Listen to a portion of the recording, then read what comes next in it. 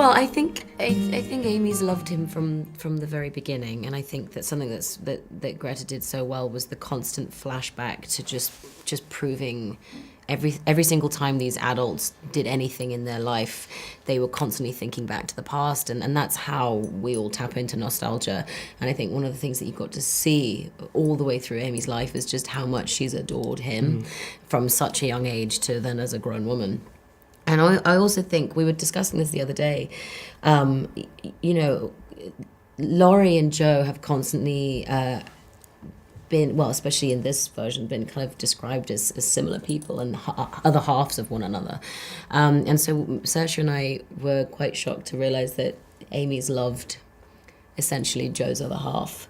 And how those parallels are quite interesting. And obviously later on in their life, she becomes like an educator to him. She keeps him in shape and she keeps him, I suppose, focused. And that's what he needed. It's interesting, the Joe's other half. I know. Theory. I have loved you ever since I've known you, Joe. I couldn't help it. It would be a disaster if we married. It wouldn't be a disaster. We'd be miserable. Joe, I'd be a perfect saint. I think Joe has that beautiful speech in the field where she says we wouldn't be fit for one another, and it's true, like people that are socially compatible or colloquially compatible or something like that, or in their youth, that does not mean that, you know, that it's meant to be for life. And this would be the worst way to look at it, but Laurie has a line in the movie where she says she calls me my lord, and that's certainly not what the function of the relationship is. But there's a truth in that. I think Amy and Laurie get to like fulfill things for one another or play things for one another, and that could be, if not lifelong satisfying, that certainly an immediate, something that's not only satisfying but a healthy reciprocal feedback loop, as opposed to, you know, like I said, Joe has that speech where like we would be angry at each other all the time. We'd be at each other's throats, and that's what I like, without giving anything away. 150-year spoiler alert. But when he sits down with her, or when Laurie sits down with Joe in the attic, and she doesn't know he's gotten married yet, and he says to her, "You were right. Like we were totally incompatible." And she's sitting there like, "Oh God." That's my favorite scene of Saoirse's in the movie. Not the one that I'm in, but the one where she collects herself in the doorway before she speaks to you. I think that's her best. Yeah. I am not the relationship expert, so I don't know. I'm saying. In fact, maybe for those two people, maybe a marriage counselor, a relationship therapist right now would be like, "That is wrong. That's wrong." Timmy, what are you doing? But in regards to what Joe's character says, that dynamic that we see at the end of the movie that's beginning between Amy and Laurie makes sense. Well, also Amy gives something to him, which is she desires him. Like she loves him on a different level, and that's what they bring out in one another. My girls have a way of getting into mischief. Well, so do I. This is Meg, Amy, Beth, and Joe.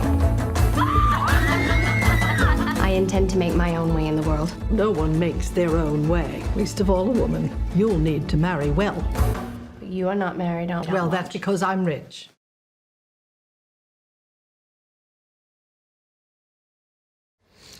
My mum, I remember when I was going through a really horrid first, like brutal, ow, my organs are dying.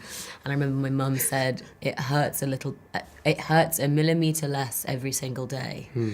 And I remember when she said that, it was day one of it, the breakup happened yesterday, and I was like, a millimeter every day. And she was right. A month later, it was like my organs had started to heal.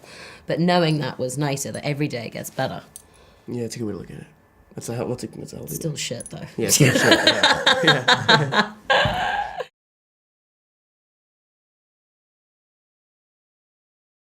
Greta Gerwig, because by way of the script, by way of the energy she imbued in it, this is not perhaps specifically relevant to what you just asked, but I think she has a good quote where she says, in period pieces, it almost seems sometimes like people don't know what to do with their bodies because you don't know what would be appropriate. And I think for us, you know, the respect for the period, the respect for those kinds of rules were important, but more important was that visceral nature of this movie, the idea that people could watch this movie, maybe even muted, and you would still get what was going on screen. Women, they have minds, and they have souls, as well as just hearts. I want to be great or nothing.